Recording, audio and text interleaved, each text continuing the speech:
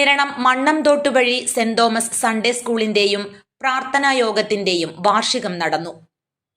നിരണം വലിയപള്ളി വികാരി father Shibu Thomas Amballur ഉദ്ഘാടനം ചെയ്തു.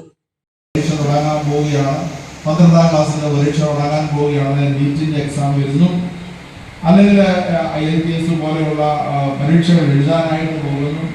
ഇത് വ്യാകുലത്തോടുകൂടെ ബഹുമാനപ്പെട്ട വൈദികരോട് മാത്രമല്ല അവർ സംവേദിക്കുന്നത്.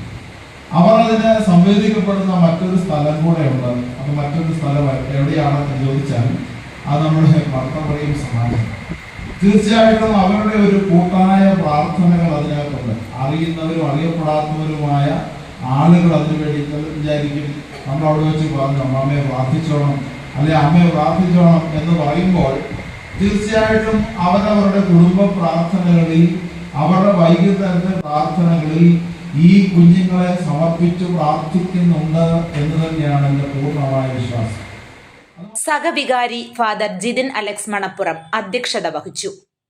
മാധ്യമപ്രവർത്തകൻ Jiju Vaikathussery, Sunday school inspector KK Samkutty, Sunday school head master Varghese Chacko, പള്ളി മാനേജിംഗ് കമ്മിറ്റി അംഗം Varghese M Kuriakose, Susan Alex, Bindu J Vaikathussery, Saramma Chacko എന്നിവർ പ്രസംഗിച്ചു. News bureau, Thiruvalla.